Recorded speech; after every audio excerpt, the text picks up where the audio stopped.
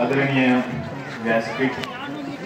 व्यासपीठावरती उपस्थित असलेले विनायकजी पाटील साहेब, मोहन तात्या गावडे साहेब, लक्ष्मण पांढरे साहेब, सलीम कुलकर्णी साहेब, आपले ज्येष्ठ मार्गदर्शक अरुण देवकते साहेब, आदित्यवर्धन सावंत साहेब, विलास चंदनशिवे साहेब, तसंच माझ्यासोबत कायम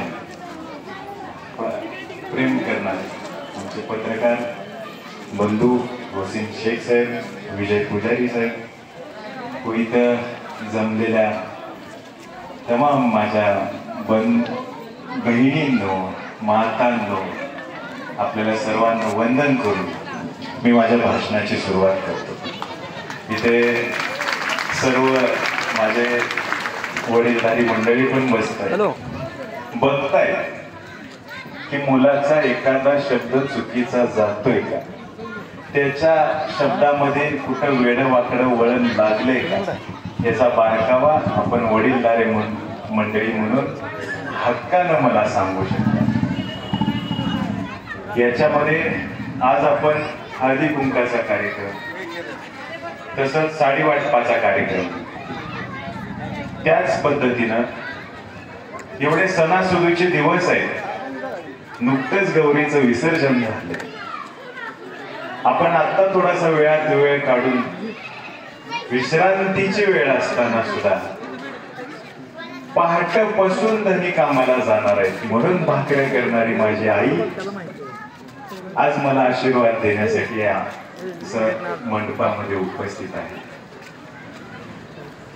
शाळेला जायला उशीर होतोय तरी सुद्धा मी उशिरानं जाईल, पण लवकर जाईल पण उशिराने येईल।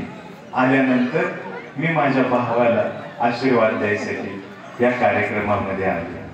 अशी माझी आलेली बहीण। या सर्वांना मला एकच सांगायचे, आपण सबलीकरण केलं पाहिजे, महिलांनी ताकदवान झालं पाहिजे।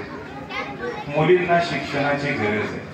मुलींवर होणारे अत्याचार बघताय तुम्ही, आज कशा पद्धतीनं त्रास होतो, पण ज्या वेळेस आपल्या मुलीला आयएस बनवून जर झालेल्या अन्यायावर मात करायची असेल तर तिच्या मनगटाच्या सामर्थ्यामध्ये शिक्षणाची ताकद दिली पाहिजे आणि आयएसच्या खुर्चीवर बसून तिनं झालेल्या अन्यायावरती शाईनं वार केला पाहिजे। यासाठी मी आज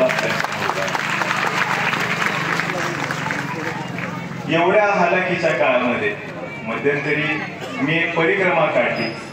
त्या परिक्रमेमध्ये येऊन मी सर्व गावाला वंदन केलं। संपूर्ण तालुक्याला प्रत्येक गावोगावी जाऊन सगळ्यांना वंदन करून सांगितलं, नमन करून सांगितलं।